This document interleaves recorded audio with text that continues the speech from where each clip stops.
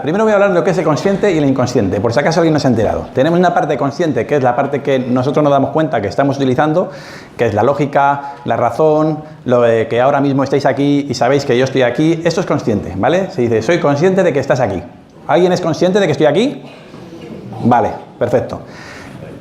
El sistema inconsciente es esa parte de nosotros que lo hace el cuerpo ya, que es un poco como más interior y que parece ser que es más, dicen, ese gran desconocido, ¿no? Hay gente que se aventura a decir que el subconsciente es capaz de manejar hasta el 98% de las capacidades del cerebro humano. ¿Lo habéis oído ya, esas cosas así? Bueno, no digo que sea cierto ni falso, pero la cosa es que sí que hay una especie de máquina interior que gestiona todo. Que gestiona, por ejemplo, el metabolismo, o que gestiona que se acelere tu corazón cuando viene un león corriendo detrás tuyo.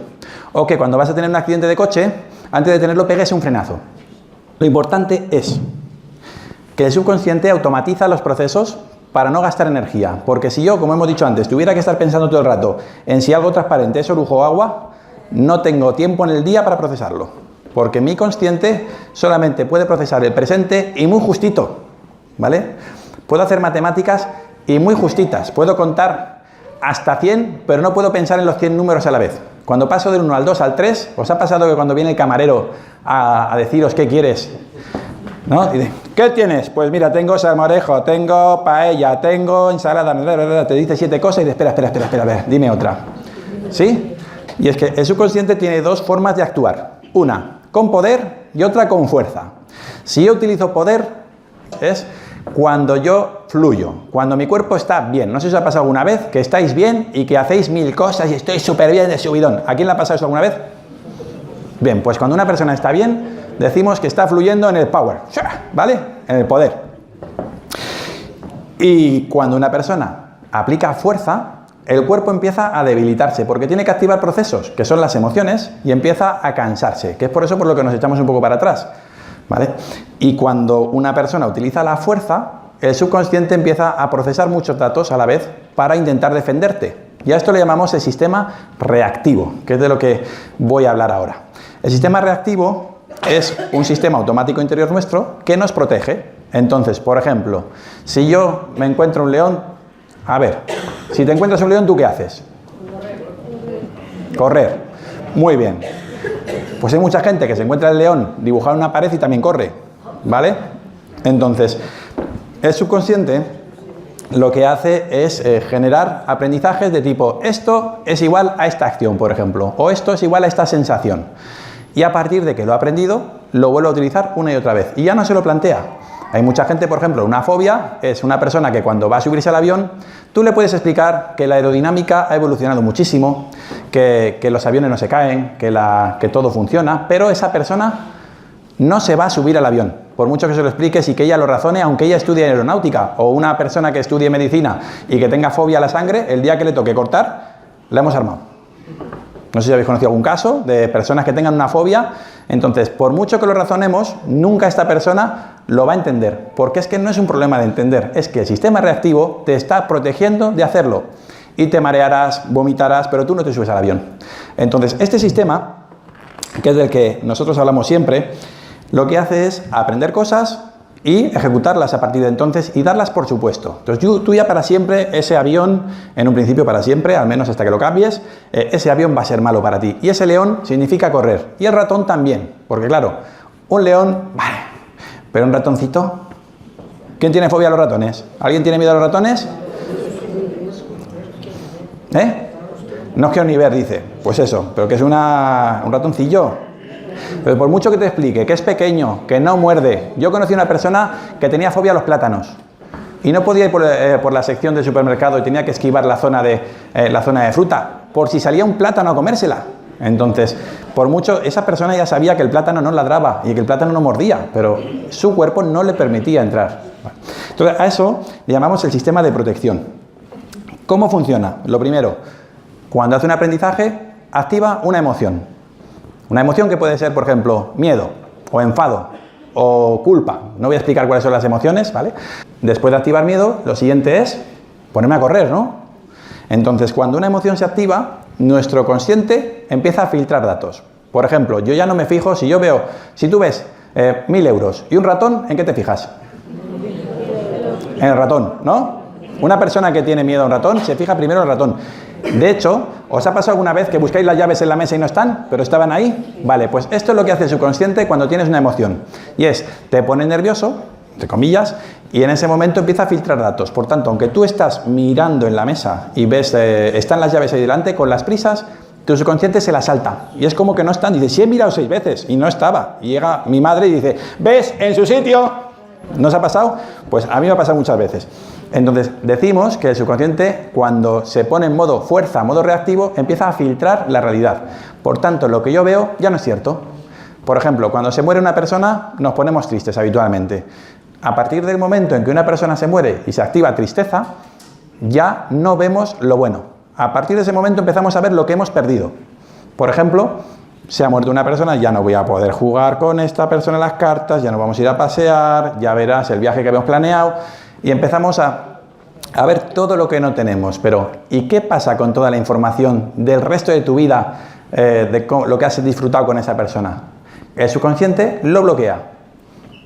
Cuando hacemos un entrenamiento emocional nos hemos dado cuenta de que cuando una persona cambia la tristeza, que es un proceso natural del cuerpo, cuando una persona ejecuta ese proceso de duelo, de repente al momento deja de sentir la tristeza, empieza a recordar las cosas buenas que ha vivido con esa persona y cambia la sensación. Entonces, por eso sabemos que el sistema de protección filtra datos. Muchas veces estamos fijándonos en lo que nos duele, pero no estamos viendo lo que está afuera. Y es normal, porque ese sistema lo está haciendo. Y por mucho que alguien te convenzca de que tu trabajo no es tan malo, de que si no estás tan mal, si tú lo tienes que hacer es salir a dar una vuelta con nosotros, tu subconsciente está tomando el control. Y como no te enteres del lenguaje que habla, lo va a seguir tomando. Entonces, primero se activa una emoción, luego se filtra la realidad para que solo veas lo que te está atacando o lo que te puede amenazar, y luego toma una acción para evitar eso. Entonces, esto luego lo vais a ver en la revista, que está todo muy bien explicado, ¿vale? Pero voy siguiéndolo para que cuando lo leáis os quede claro. Por tanto, ¿es cierto todo lo que recuerdas conscientemente? Pues digo, no. ¿Y por qué digo que no?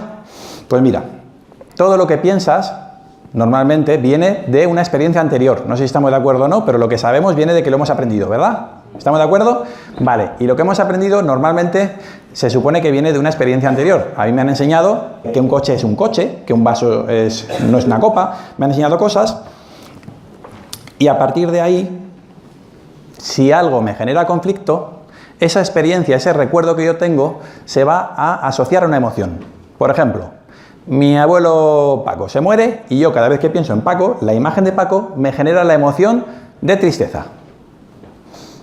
Cada vez que veo esa imagen me pongo triste, es automático. Entonces, a partir de ahí se ancla un recuerdo a una emoción. Lo voy a seguir por aquí para que luego lo tengáis con los dibujitos y todo lo veáis.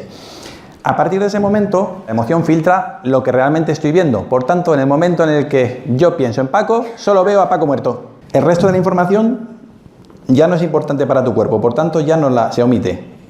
Y ahora os voy a decir un ejemplo que seguro que alguien reconoce. ¿Habéis visto alguna vez una persona que odia a otra persona y no sabe por qué? Ya no se acuerda de por qué está enfadada con esa persona, pero está súper enfadada. ¿Alguien lo ha visto alguna vez? Yo tenía una amiga que estaba muy enfadada con varios amigos. Después de 3 años yo le pregunto, digo, ¿pero por qué está enfadada? No lo sé, pero es un hijo de... Digo, ¿pero por qué? Algo me tuvo que hacer, porque si no, no estaría enfadada. Entonces, claro, si tu sistema reactivo, si mi sistema reactivo dice que algo es igual a algo, lo va a ejecutar. Entonces, por ejemplo, eso, hay muchas personas que simplemente se enfadan y luego la pagan con alguien. ¿Eso lo habéis visto alguna vez? Que alguien de repente está normal, de repente se enfada y se pone a dar voces con el primero que pilla. Entonces, nadie lo ha visto. Vale. Pues esto es el sistema reactivo. Y os preguntaréis, ¿y de dónde viene? Bueno, pues os digo un truco. Digo, resulta que el sistema reactivo es mucho más potente de lo que pensáis. Es un procesador que estos que se aventuran a decir el 98% de la potencia del cerebro, seguramente lo dicen porque nuestro cerebro tiene una capacidad relacional de establecer asociaciones, una cosa que se llama SAR, Sistema Asociativo Reticular, en el cerebro. Ese sistema se encarga de encontrar relaciones entre las cosas. Por ejemplo, yo puedo decir que esta señora me recuerda a mi abuela o mi madre, y que alguien de por aquí del público me puede estar recordando a un profesor de cuando yo era pequeño. ¿Qué pasa cuando una persona nos recuerda a otra? No pasa nada, ¿no? Vale. Si yo voy por la calle y me cruzo con una persona como mi abuelo que se murió, por ejemplo, mi abuelo era calvo, tenía gafas de culo de vaso de botella, llevaba cachava, si veo una persona que se parece, sin darme cuenta, atentos porque esto es lo importante, si está en el sistema reactivo, tu sistema reactivo de repente te va a hacer sentirte triste. Y a los 2 minutos tú estás triste y no sabes por qué. Eso es una de las cosas que tenemos que comprender. Y es que todo pasa por algo. Y hay personas que vienen y me dicen, es que, Héctor, es que yo no sé qué pasa, que tan pronto estoy alegre, como de repente me da un bajón. Entonces digo, pues piensa a ver qué ha pasado justo 2 minutos antes y qué has visto. Imagínate que entras a la oficina y tu jefe te recuerda a tu padre que era un mandón. Pues a tu jefe le ves como un mandón. Y igual tu jefe es el mejor jefe del mundo y todo el mundo dice, pero si es un santo. Y dices, no, santo no, es un sargento. Porque tu sensación la estás proyectando en tu jefe. Porque se parece. Entonces, por eso decimos que lo que recordamos y lo que pensamos, si el sistema reactivo está activado, generamos proyecciones entre personas y de repente se activan emociones.